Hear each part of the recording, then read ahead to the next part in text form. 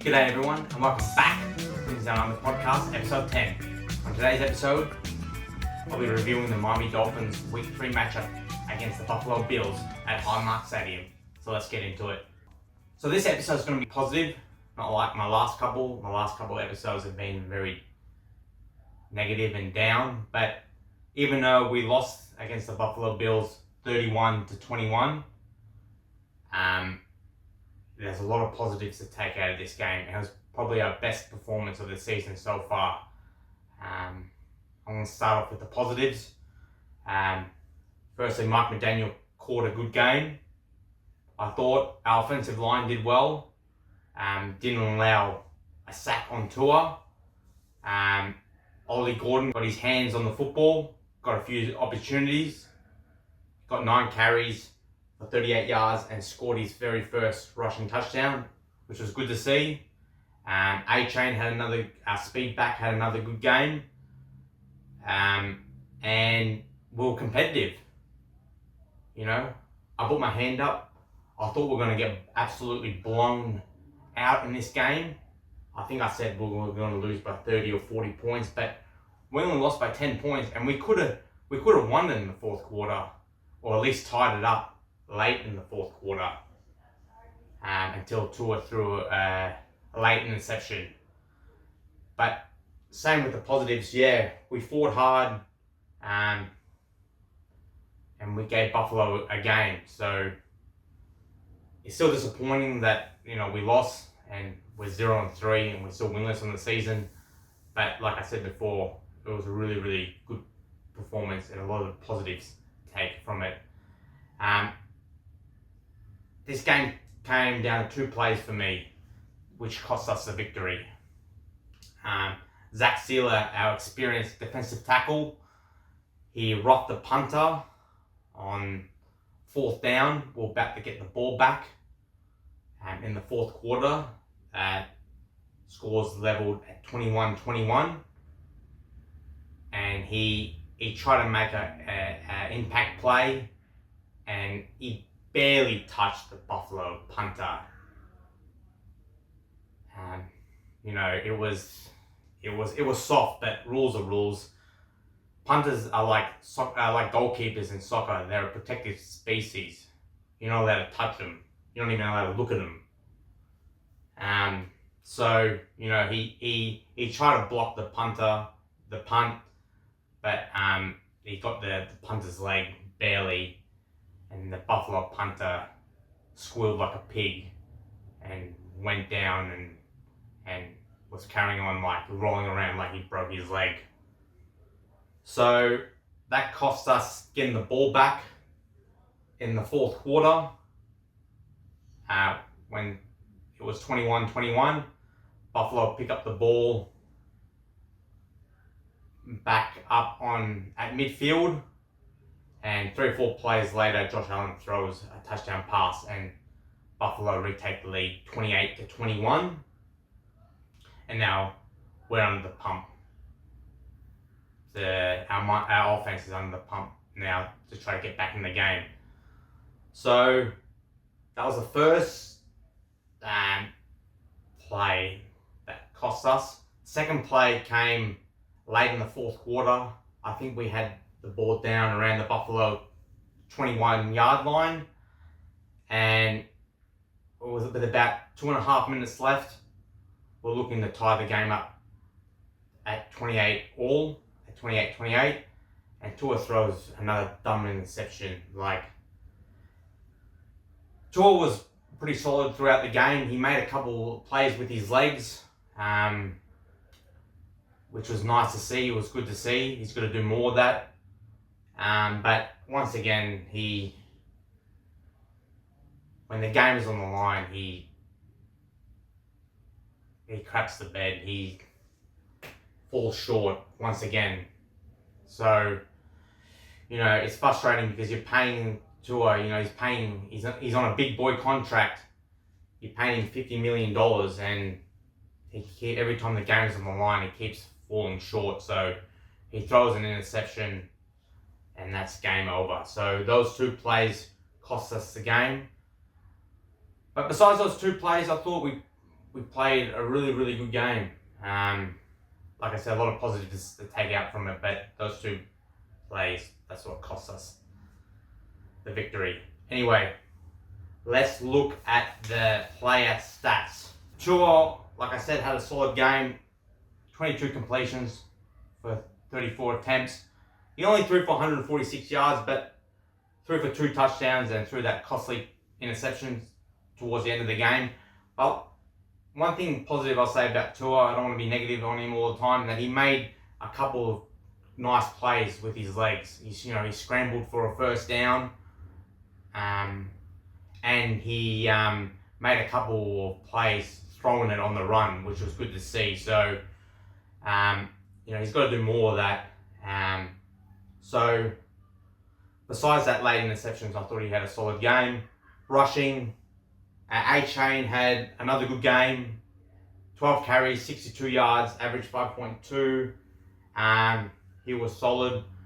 Our speed back, he's probably the player of the season for us at the moment.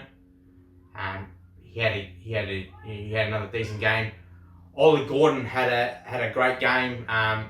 He got a good opportunity this time. He got 9 carries for 38 yards, and he scored his very first touchdown. So our power back, he looks good. He's a hard man to bring down. So that's a good combination with A-Chain, our speed back, Ollie Gordon, our power back. So it's a good combination there. So both of them had a decent game. Washington carried the ball twice for 20 yards, averaging 10.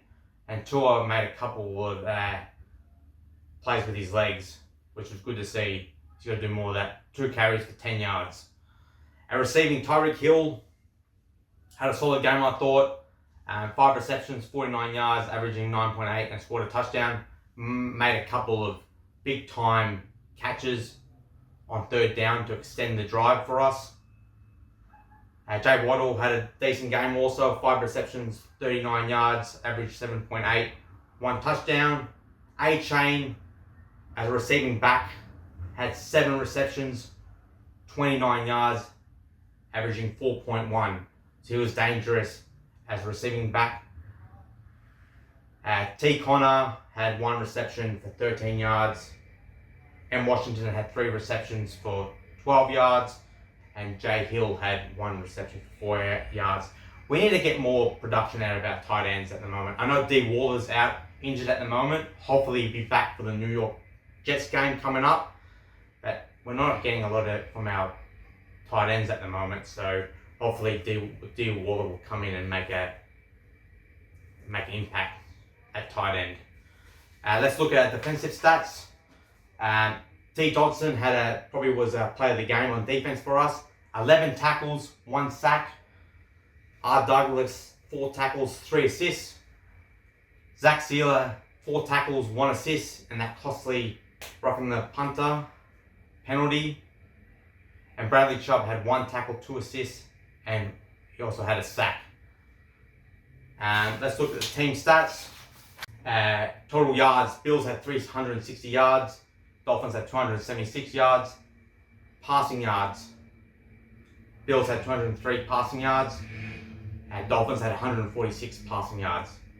Rushing yards, we give up 157 rushing yards, and so 3rd game in a row we give up over 100 rushing yards.